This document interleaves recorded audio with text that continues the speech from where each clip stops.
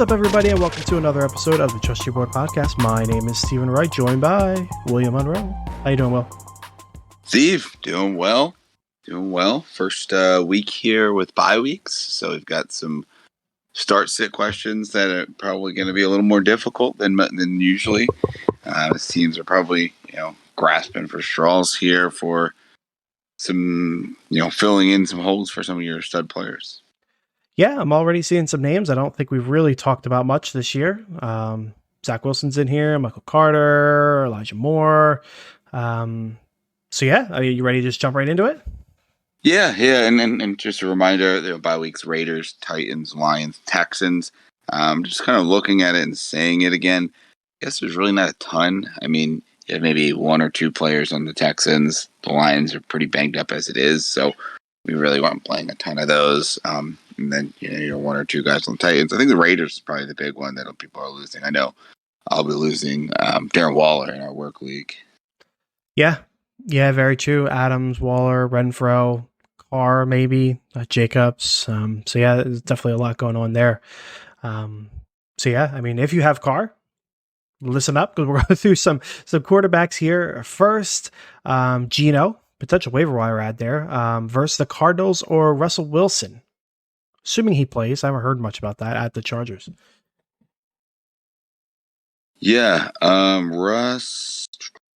Yeah, Russ is playing the Chargers. That's a tough matchup. Yeah, I think I go Geno here. That's tough though. What do you think? Yeah, I think so. I mean, Russ wasn't really doing anything prior to the injury announcement. I mean, maybe he's had it all year. Maybe, I don't know. But he hasn't been doing anything. He's got a tough matchup. So I think I'd rather stay away. Now, the flip side of that argument is, Chargers are going to put up some points, so maybe be high scoring. But I don't know. Geno's got a good matchup. Against a bad Cardinals defense, I'd rather just roll the dice on that, I think. Yeah, I think I'm with you there. I mean, Russ has had one good week in 5 now, and he's injured. And it's a tough tough Chargers defense. So, yeah, weird to say here, only 5 weeks into the year, and we're starting Geno Smith over Russell Wilson. Yeah, for real, but that is fantasy football for you. Mm-hmm. Okay, next up here, Will, we got Carson Wentz at Chicago or Zach Wilson at Green Bay. Man, yeah, it's bye week, right? Two guys I don't think I'm thrilled to play either. I guess it's Carson Wentz, but Chicago's defense is tough. I feel like I'm just not comfortable playing either. Actually, I think I might go Wilson over Wentz if I had to pick one. Like, ideally, this is a super flex, second quarterback. But yeah, if you're streaming and maybe you had Derek Carr, there's really not much out there.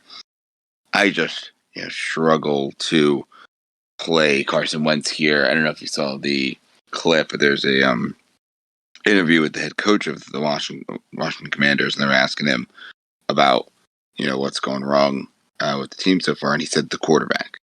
And they said, "No, do you regret signing him?" He's like, no. He's like, he's had a couple good weeks, but he's had some down weeks as well. He's like, and then the reason the rest of our division is good is because of quarterback play. All of them have had good quarterback play, but Washington is not. So when your head coach is saying you are the main reason that you're not playing well, I imagine he's going to start, the next few weeks, but I would not be surprised if there is a move made on him in the, in the coming weeks. So I'll take Zach Wilson, hopefully taking another step forward here. Had 200 yards last week, just didn't throw any touchdowns, but you'd imagine they're going to have to throw more. Miami's kind of out of whack without Teddy Bridgewater. I think he got hurt on that first play. Yeah, I think I'm with you. I think I'd go with Zach Wilson unless I needed sky high upside. Like Wentz could put up 35 points. We've seen him do it this year. I don't think that's I don't think that's a thing that Zach Wilson's going to be doing. But if you ask me which one is more likely to give you 4 points, I'd probably go with Wentz. So yeah, I think I'd take Zach Wilson unless I needed that moonshot. All right, in our last quarterback choice here, Tom Brady at Pittsburgh or Matt Stafford at home for the Panthers? Yeah, an interesting one given how Stafford's playing. I think part of me feels like this could be a get right game for Stafford and the Rams because Panthers suck. They won't be without their head coach, but sometimes you pull the trigger on the head coach and the team rallied around him for the new interim coach for that first week. So I think I'll play it safe and go with Brady here. I don't mind Stafford. Yeah, I think Brady is the pick for me as well. I may be playing Stafford actually in our league here. Don't think I can trust Wilson, and I picked up Stafford, so I've got him and Trevor Lawrence. So this is definitely not the worst matchup there against a pretty bad Panthers team for Matt Stafford. But in this scenario, yeah, I'll take Brady. Perfect. Moving over to the running backs here, Will. PPR. Do you want Singletary at Kansas City or the opposite side, Clyde Edwards-Helaire versus the Bills? Yeah, I'm going to stay in the Flames with Clyde. Singletary hasn't been, horrible, but, not great. Whereas we've, and at this point, until Clyde proves otherwise, I think you have to play him. So, PPR, half PPR, I don't think it really changes. I think I'm going Clyde over Singletary, across the board. Yeah, I think so as well. Singletary's had a couple down week last week. The week before that was down-ish, but it wasn't terrible. He could be great against Kansas City. You got to figure this could be a high-scoring game. And nobody wants to trust Clyde Edwards-Helaire. And you can't blame him. So everybody's just waiting for the shoe to drop. And maybe that'll be this week. But for now, you might as well just ride the hot hand, especially in what looks to be a high-scoring game. So I'm with you. I'll go with CH. Yeah, it's the usage, too. I mean, he's getting way more carries and targets than Singletary is. I think Singletary only broke 20 once so far this year. So you want a guy that's going to be used more. Yeah, 100% there. 100%. Next one here, Will. Half point PPR. Michael Carter at Green Bay or Cam Akers versus the Panthers?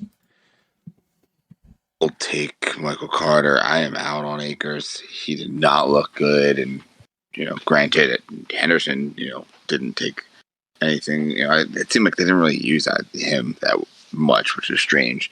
But, yeah, I do not want any part of Akers right now. So I don't love Carter, but especially with Brees looking good. But Carter got, the touchdowns. They clearly are going to keep him involved. So he still has touchdown opportunity. I'll take Michael Carter here in half PPR. Yes, I am with you. When I say it's a get right game for the Rams, I do not mean their running game. So no, that's a hard pass. Again, Panthers suck. So maybe you can get in the end zone or something. Michael Carter's not going to pop off for, 30 points or anything, but he'll be steady enough. So I'll take Carter for this week as well. All right. And then next up here, we've got PPR. Ramondre Stevenson at Cleveland. Najee Harris versus Tampa Bay. This is gross. This is a terrible one, and I get it. I'll go Stevenson. Disgusting. But that's what it is. Like you said, Harris is looking to be out. Stevenson's the hot hand. They got the better matchup.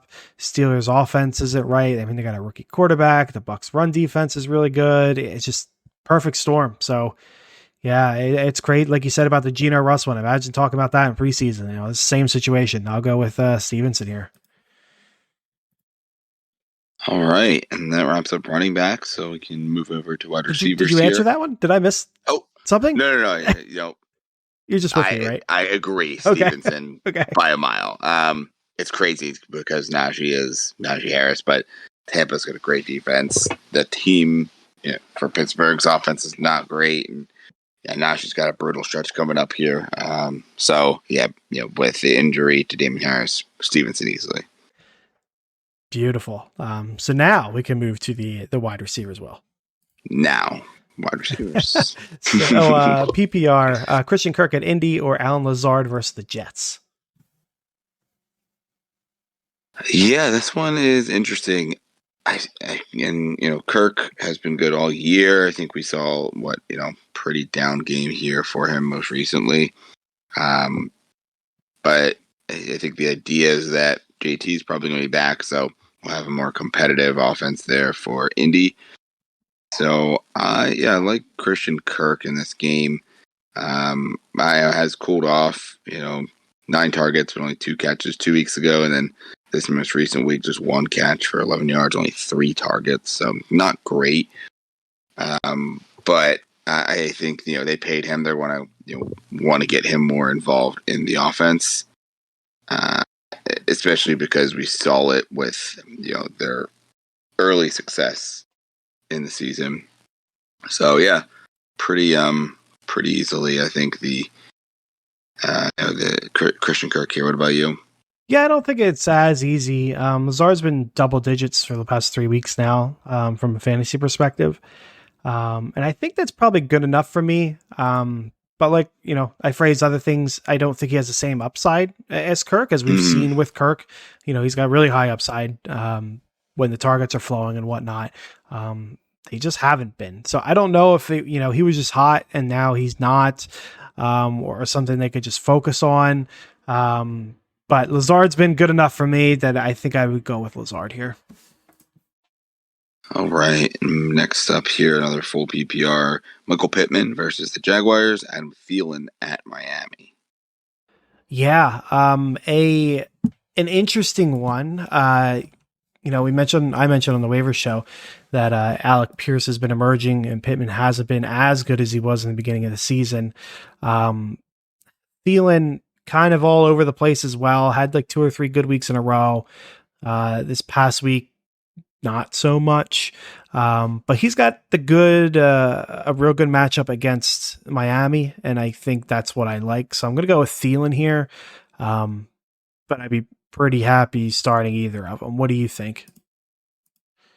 Yeah, I think it's Pittman for me. I think there's just built-in work. He is like the top receiver. Alec Pierce has played well, but I think it's still Pittman.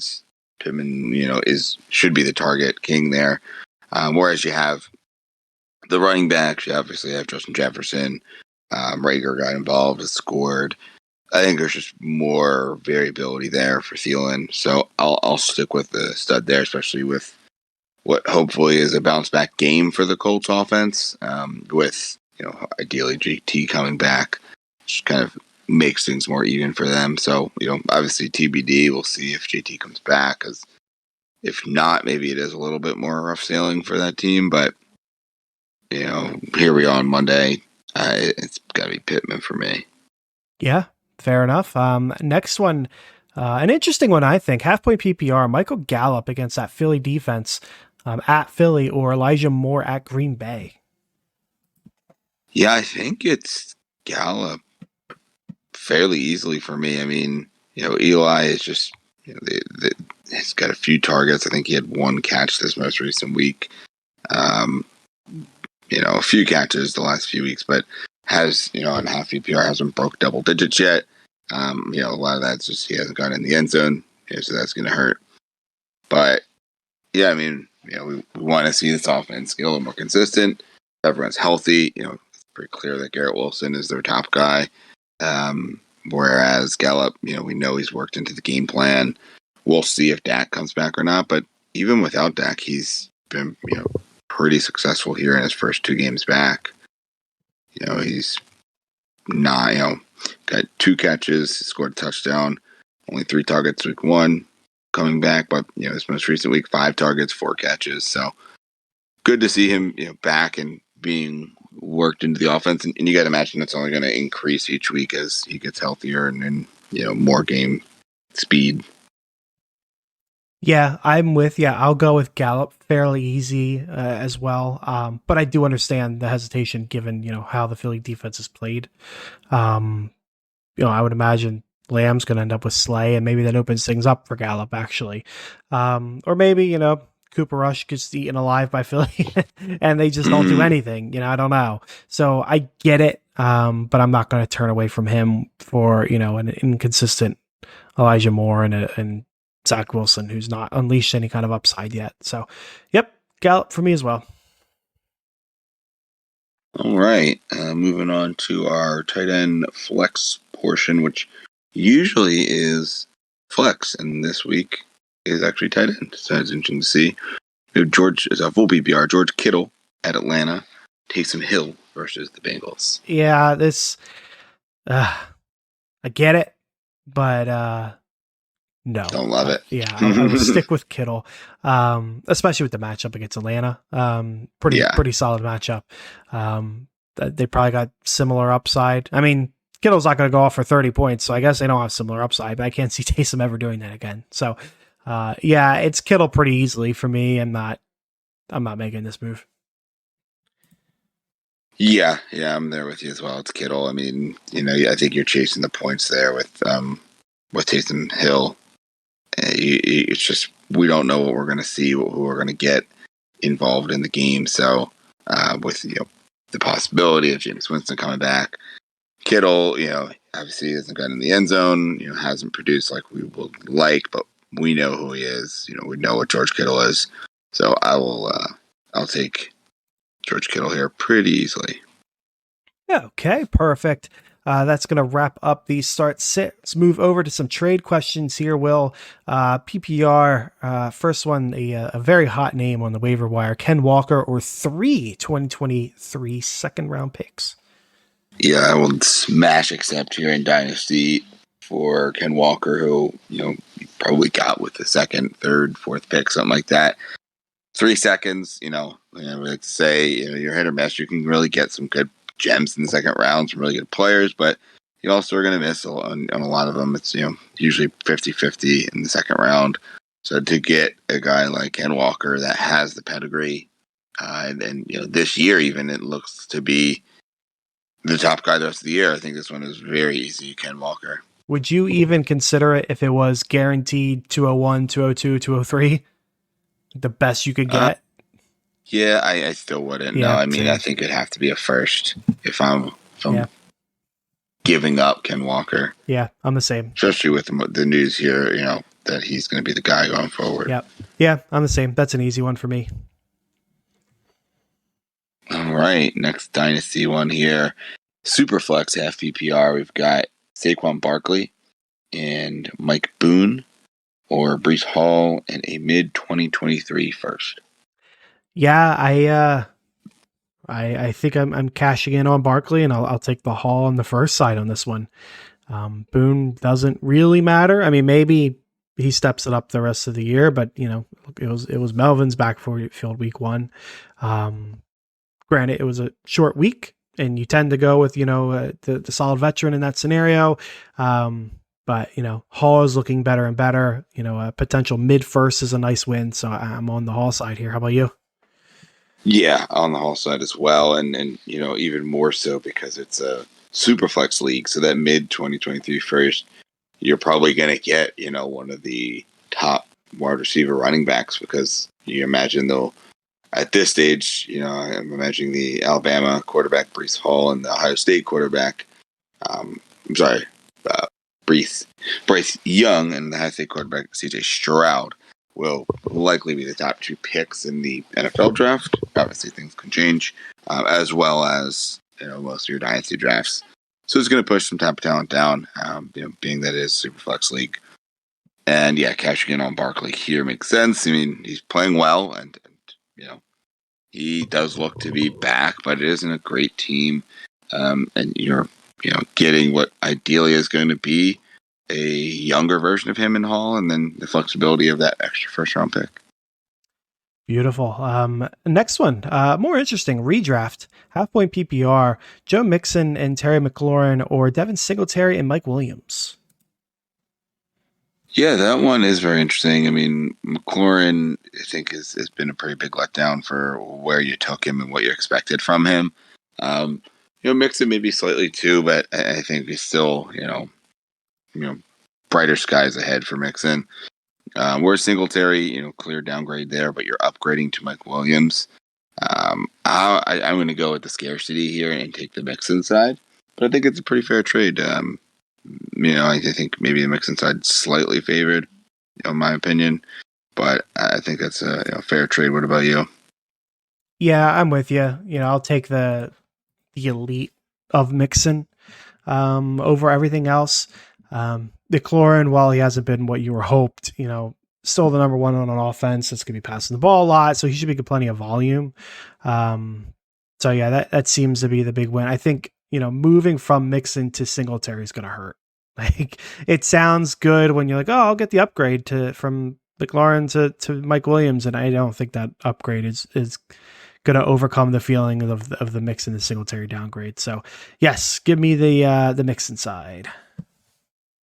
All right, another redraft one here. We've got half point PPR: Tyreek Hill and AJ Dillon, or Deebo Samuel and Brees Hall. Easy. Give me Deebo and Hall. I think Tyreek and Deebo are probably pretty similar rest of the year, especially given all the quarterback injuries in Miami. And, I assume, Deebo and the 49ers offense is only going to get better and better as Jimmy gets more and more reps in. Keep in mind, he did not have a training camp. He didn't have a preseason. So, the playbook's got to be changed. So you're seeing a 49ers team that's getting better and better every week. And I think that's going to help Deebo. AJ Dillon, I like him. He's solid there, but Brees Hall is, the typical rookie that could have a second half that wins you the league. And you're seeing him getting better and better as well. So yeah, Deebo Hall pretty easily for me. What about you? Yeah, I agree. I think, especially we're seeing Brees step into it too. So you may not even have to wait till the second half of the year, but even so, I imagine he's going to get better as it goes along. And I think cashing in on the numbers that Tyreek has right now makes sense with the quarterback injuries that they have. We'll see how long Teddy is out, but he has clearly been, as advertised. People were worried, taking him away from Pat Mahomes, but no matter which quarterback it's been, he's played well. But obviously this week, back on the third quarterback, you're definitely going to notice, a dip in production. Maybe it's just the quality of targets aren't there. But yeah, I think makes sense. I mean, he obviously was still utilized, but not what you were expecting there. 7 for 47, and then I think he had a carry or two. So yeah, you're looking at maybe limited upside, while he's working with a mediocre, to subpar quarterback. Okay, and our final one here, Will, PPR. We got Joe Mixon again. Mixon or Jeff Wilson and Tyler Lockett? I think Mixon pretty easily here. I mean, obviously, Wilson's playing well, but you traded him last week. He's what likely going to be an expiring asset when they get Eli Mitchell back. And then Lockett's played very well, so I think this is a good time to sell because there's I can't see Seattle continuing to play this well. Maybe they do. Maybe they keep playing, at this light speed level. But I'm going to imagine they, come back down to earth a little bit, and you're just getting a workhorse running back in Joe Mixon that it's hard to find. Yes, I am with you. I would imagine this is the scenario that I think we laid out last week, where the Mixon owner is, 1-4 or whatever. They have a need at the wide receiver position, and like, well, I'll downgrade from Mixon to Wilson. I'll pick up a startable wide receiver, and maybe I'll get plus 3 points a week compared to just holding Mixon. But like you said, Jeff Wilson's not going to be the starter the rest of the year. While the Geno stuff's great, I'm not sure it lasts. And I just feel like if you're giving up Mixon, you could probably get something better than this. So I am with you. I will take the Mixon side. All right, and that does it here for start sits here for week number 6. Keep an eye on those bye weeks, everyone, as we're joining. It's going to be, pretty important. Waivers important this week, to fill some of those gaps, some of those holes for some of your bigger players that are not playing. Yeah, absolutely. Worst time of the year is the bye week season for fantasy. So yeah, watch out. But yeah, it's going to wrap up the show. Good luck this week. Tune in next week for another waiver show, another start show. And until then, folks, trust your board.